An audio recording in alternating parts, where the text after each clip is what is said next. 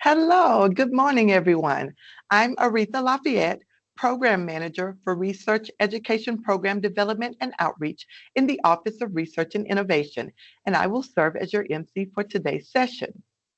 Back to present for us today are Cindy Sutton, Natasha Hinton, and Maria Morris.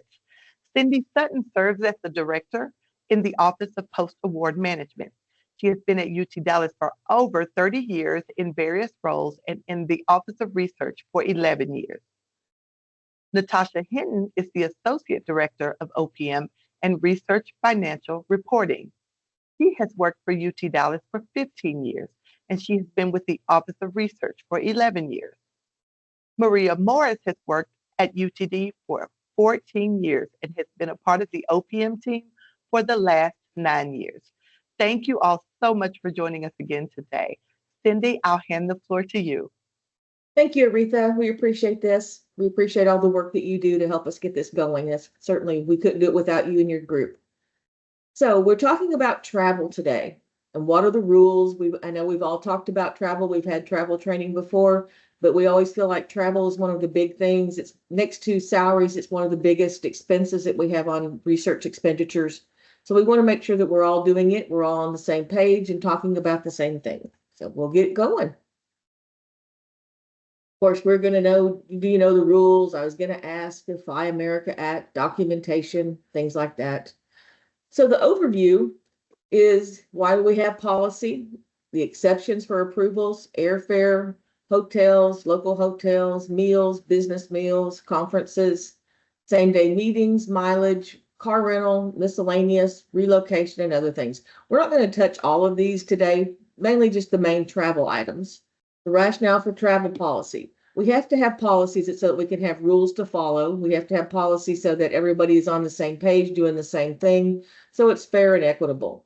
Employee travel must be planned and conducted to achieve economy and efficiency, considering all relevant circumstances while complying with policy and the related guidelines. So what does that mean? We need to plan. We need to make sure that we know what we're doing. We need to plan in advance and have the proper approvals in place, things like that. We want to make sure that we're being efficient with our funds and that we're being conscientious of how we're spending those funds. Travel expenses have to be reasonable and appropriately documented and properly authorized. The fiscal officers and administrative officers can be more restrictive at some schools if they want to be. They can't be more lenient. That's one of the main things, but they can be more restrictive. So somebody might ask why something is happening, but if it's your school policy, we can't override that either. So who can prove the exceptions for like things? Most overages for hotels, meals can be approved by the fiscal officer, the business manager, dean, vice presidents. The PIs generally don't have permission to override things like this, but it does have to go through the school and the different areas for a proper approval. The policy changes cannot be approved by us. They can only be approved by the vice president for finance or the president of the university. And a lot of the policy changes have to go through a lot of procedures through the hot pot process. And we can't just change policy when we don't like something, that's for sure. Most overage exceptions can be approved in writing. They must be approved in writing, and this can be done by the school fiscal officer. So that's why we ask for those emails to be attached to a lot of travel if something's been overridden or there's an exception approval. We need that email for approval and for future reference in case something comes up and somebody wants to know why it was done. And then, like we said, advanced approval in the email is the best. And then we always ask for documentation. People can't hear that too much from us. We want to document, document, document. And you'll see a slide later that says if it's not documented, it didn't happen. That's how we look at it. We want documents to prove that what you're asking for or what's being requested has actually been approved and done. And your fiscal officers, your lead financial or the financial decision makers in most cases, they're your good source of, can I do this? The fiscal officers are aware of the rules. If you have a question, they're a good source of information for you to get exceptions. The airfare guidelines. Everybody knows about our Concur on campus. That's who we use to make our airfare. We need to buy the lowest coach fare that fits the schedule. We can't cover extra fees like the early check-in on Southwest. We can't request for preferred seating on American or seat upgrades, or of course we can't go to the clubs or lounges on UTD's dime. or the research done. Generally, we can get the first bag paid like on American. You can have a check bag. That's no problem. The best practice is to reserve in advance by 2 months at least, sometimes more if you're really looking for foreign travel and looking for the best prices. Ticket changes can be reimbursed if it's approved by the supervisor. This is saying that receipts are not needed for travel done in Concur, airfare done in Concur. We do need those receipts attached for the travel and Concur if it's a foreign travel, because we are watching for the compliance with the Fly America Act. International travel, we have quite a bit of that. I know people, and just as a preface, it takes OPM a while to verify and approve travel reimbursements. So please bear with us. There's a lot of people on campus traveling. There's only 6 of us doing the travel reimbursements, and sometimes we can get a big backlog, and they do take a long time, especially if it's a foreign travel, because of we have currency, we have receipts in different languages that we're trying to figure out what they are. So just give us a little bit of grace on those. We're working as fast as we can to get travel reimbursed to people. We understand it's a need and we understand the importance of it. That being said, we're going to go into the international travel.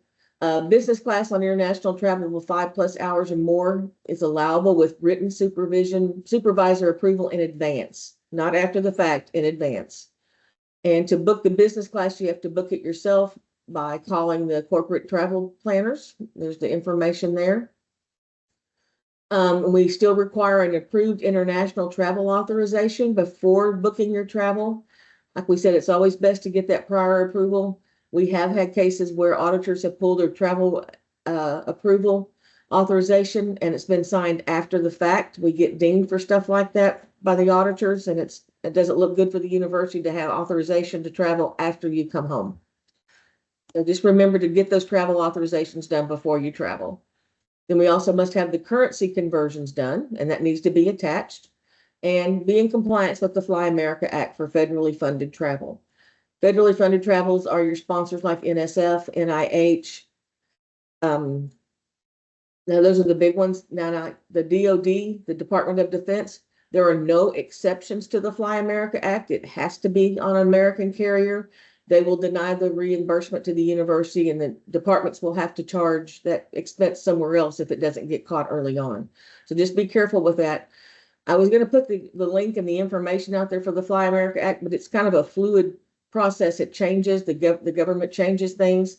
If you do a Google on Fly America Act, it will take you to the government website that gives you the exceptions with open skies agreements, things like that. However, they have a really good website with the information that you would need. So I would just suggest kind of bookmark the federal website after you find it for information for future reference. Flying with a spouse, you have to buy the ticket outside of the system and ask for reimbursement. You must print out a copy of the lowest coach price, and that's what the travel will be reimbursed for. So you can submit the concurred cost for reimbursement. If you're going early for vacation and you're staying extra time, we want to compare the dates. So we need to print out what the price would be if you went the same when you should be returning. It's a comparison to the time when you come back from the travel. We can only reimburse you up to the least amount of the airfare. And then make sure that you're comparing the lowest dates. Don't compare it to dates that aren't relevant. So like if you're flying with your family and you're flying outside of the system and you're going to fly on June 2nd, compare the prices and concur to June 2nd, not June 4th or June 5th. We have to have the exact same dates as your travel when we're doing the comparison flights. This would go same thing if you're booking outside of Concur and you're going to use, let's say, Kayak or Expedia, those type of airfare places that we can sometimes get cheaper airfare. We have to make sure that we're using these same dates and the same time of travel to compare with. Otherwise, it'll be rejected by the university. If you find a cheaper airfare going to Japan, by example, using Kayak, we understand that. However, price is not an exception for the Fly America Act. That's not taken into consideration for Fly America. The price is not. Time sometimes can be and things like that. However, if you find a cheaper flight and you're going to do it, make sure that you print those receipts out, that you print out the comparison from Concur, so that we're making sure that we are having the truly having a cheaper airfare and your people aren't doing things nefariously that shouldn't be doing. So just make sure you're comparing the same flight, same time, same day. Hotels, sponsored projects don't get into too much. Make sure that it's within the GSA rate for where you're traveling to. If it's a conference hotel, the school fiscal officer, your vice president, wherever you're, what area you're in, can give you an override so that you can have a conference rate. So those are always approved. People can share rooms, and it's limited to the 2 times the per diem if it's up to the room. For conference hotels, we always suggest that you reserve your room early. A lot of those places will let you reserve without making the conference registration. At least you can get your room reserved and you can make sure that you're staying within the conference rate. If the conference hotel is full, that's when you can get approval to go to another hotel and get permission from your school fiscal officer to have the higher rate over the guaranteed, the per diem rate. Make sure that you have the currency conversion attached. Itemized hotels receipts are always required. I know we're running into some issues sometimes when we get the third-party booking systems, but that would be Kayak, Expedia, different places where people are booking hotels through. They don't want to give us a detailed receipt. We're still requiring a detailed receipt, and it's the traveler and the department's responsibility to make sure they can get something to us that would backs up their travel and their conference hotels or their hotel reservations. We need this so that we can make sure that extra charges are not added. We can't just see a flat rate from Expedia for $1,000. We need to make sure what was charged in that $1,000. And that's so that we can be responsible to our sponsors and different people that are giving us money so that we make sure we're in compliance, that we're not paying for movies, laundry, alcohol, soaps, toothbrushes, things like that, things that aren't allowed. The meals when you're traveling, the best thing to do is to claim per diem. However, when you're claiming per diem, we have to make sure that the meals that from the conference, if you're attending a conference, that their meals aren't already covered. If the conference states that there's a meal for lunch and it's a roundtable discussion, we're asking that you don't claim a per diem for that day, for that amount in lunch, so that we can make sure that we're not double dipping ourselves when we get our receipts reimbursed and things like that. Meals are allowed, of course, and we ask that people, they use their per diem, and it's easier that way they don't have to have receipts. However, if you're using a one card or a travel card, you will have to have a receipt for every meal, every item that you purchase. So just remember, we say there's per diem. Yes, there is per diem, but if you use your one card, that per diem's gone. You can get your meals reimbursed up to that per diem amount. If you happen to go over it, you'd have to get supervisor approval, school fiscal officer approval, or reimburse the university. What do we need for sponsored projects when you travel? Approved travel authorization prior to the travel. That's number one thing. Copy of the conference agenda if it's conference related. If it's not conference related, of course, you don't have an agenda to attach. We need that so that we can make sure the dates are the same, that the travel is the same, that the meals aren't being double dipped, different things like that. A justification. How does this travel benefit the project? The more detail you give us, the better off we are. The more detail, the less questions will be brought up later. If that travel was to be pulled in an audit 5 years from now, which it very well could be, it's a chance that whoever authorized the travel may not be at the university or may not be in that role, may not remember Dr. Joe going to Israel that week, and we don't know what they're doing. So we have to make sure that we know where the justification has all the information of what we're doing. I'm going to Italy to discuss XYZ with these collaborators. It relates to this project this way. That's the best thing you can do. The more information, the better off we get. We also have to make sure that the travel is within the period of performance. That means you can't pre-buy travel or can't pre-buy airline tickets, and you can't pre-purchase the conference registrations either. It means like if the travel is going to be in June 28th, the project ended May 31st, we can't pre-buy the airfare on that. We can't pre-buy or pre-purchase the conference registration because the travel will not be within the period of performance, although the expenses would be. We have to make sure we follow that. And then also with the splitting of expenses, I know you've heard us discuss that before. We need the allocation methodology. Why is it being split 27% and 27% and then the remaining on another cost center? We need to know why. How did you get to that split? Now the one exception that we've been making is if there's a travel award, but through the dean's office or somewhere of $500, and you just want to put $500 of the hotel on that, we understand that that's a different situation. But if you're splitting between different projects, we need to know why. And then students, we need to make sure that they have effort on the project when the travel is being charged. So if you're traveling on an NSF grant, that student is presenting a paper, that student should be being expensed on that same NSF grant. And then if you're presenting a paper, we need a copy of the paper. The auditors have come back to check, say if you're traveling on NSF grant XYZ, that paper is referencing NSF grant XYZ.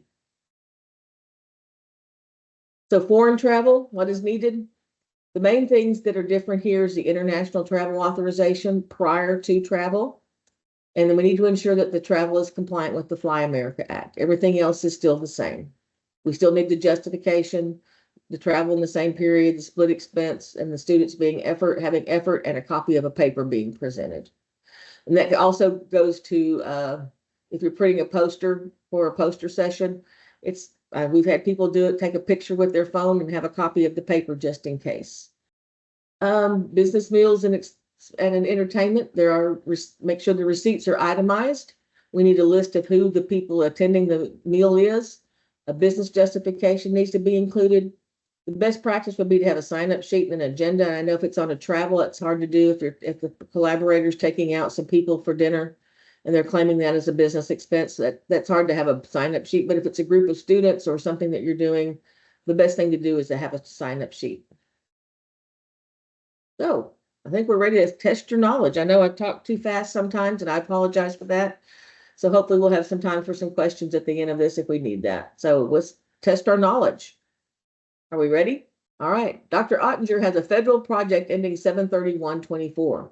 He would like to purchase the airfare to attend the conference to present his research results. The conference is being held in Sweden in August of 2024. Is this airfare charge allowable? Yes or no? The noes have it. And we just discussed the purchasing airfares in advance for travel after the period of performance would not be allowable. Okay. Dr. Ben is traveling to share research findings with colleagues. The justification states to discuss findings. Is this justification adequate? Hoping the answers are no's. Looks like no's, but there's a little bit of a mix, so. Specific information is needed. The type of research being conducted, how it relates to the project, if collaborating with colleagues, who are the collaborators, and how does this collaboration relate to the project? Like we said, the more information, you can't put too much information on a justification. If it's too much, we would never tell you it's too much, that's for sure. But we honestly don't believe that you can put too much justification on a travel reimbursement. Dr. Plavesky has 2 students traveling to present posters at a conference. The students share an expense of an Airbnb and purchase food at the grocery store. Are these expenses allowable on a federal project? Yes, sharing rooms is allowed and then it can be split between travelers.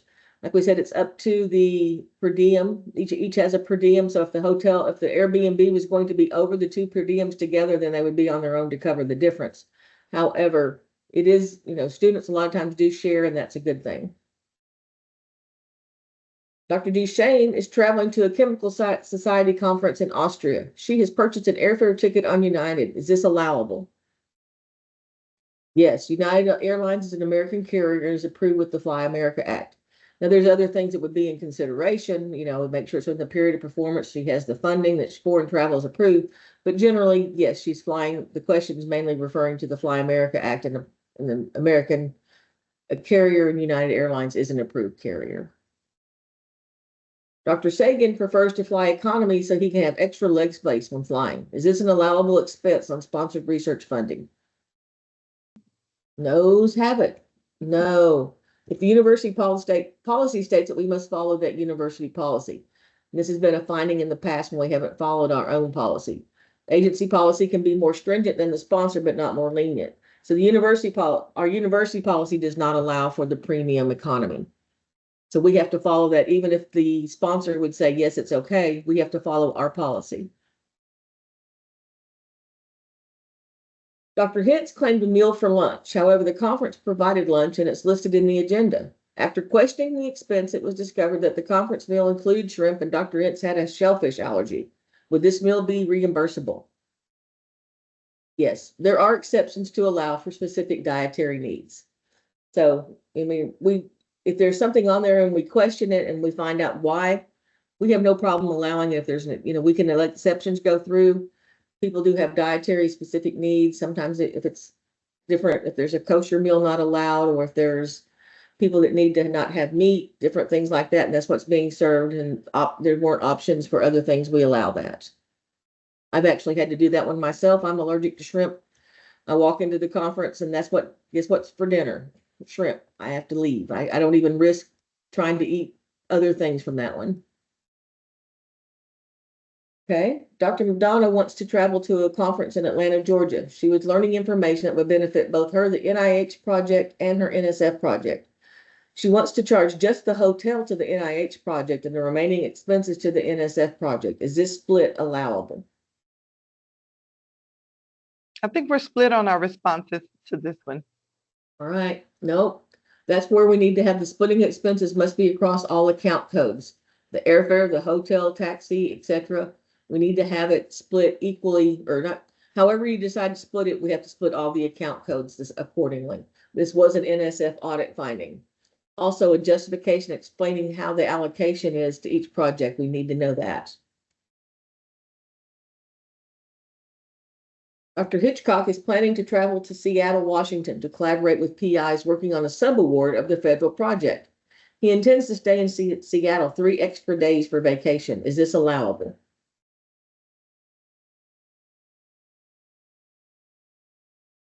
This one, I should have had a maybe button. We should have had, we might have had that one in the middle that says, depends. It really does depend. It's not cut and dried, yes or no. It would depend on the documentation provided. Remember, document. If Dr. Hitchcock's provided the adequate documents, mainly the comparison of flight cost from the different days, it can't be more expensive to fly home 3 days later just because he wanted to stay in Seattle and go to the Space Needle for a couple of days. But did he claim meals or per diems for those 3 days while on vacation? That would not be allowed. Remember, if it's not documented, it didn't happen. Dr. Graff has an NSF REU project, and the REU travel is budgeted under participant support. Is the REU students' travel allowed, and should it be coded under participant support account or under travel? Well, actually, yes or no would be, is it under participant support? Yes or no? People that don't deal with participant support may not know this one. That's okay. Looks like most say yes. Yes is correct. If the students are REU participants, the travel is to be coded under the 7101 and not regular travel because it's part of the participant, the cost for their participant support. Dr. King is traveling to a conference and wants to know if per diem is allowed on his project. Per diem is allowed. However, there are certain sponsors that do not allow per diem. For an example, are our state sponsors, Secret, the Guaranteed Land Office, TxDOT. So if it's a state one, we have to make sure we know our different rules for Secret. Secret's our main one. They are very picky. They have to have a receipt for every dime you spend. It doesn't matter what it's on. They want to see a receipt for it, especially in the audit. So we have to make sure that we have everything, our T's crossed, our I's dotted on Secret. You can't have tips. Those have to be moved. You can pay a tip, certainly when you're out to eat on a Secret funding. However, that tip has to be charged to a different cost center. That's where we would suggest using the research enhancement or a gift account. However, if you don't have that, you'll have to talk to your school, the fiscal officer, to find somewhere to move a tip to.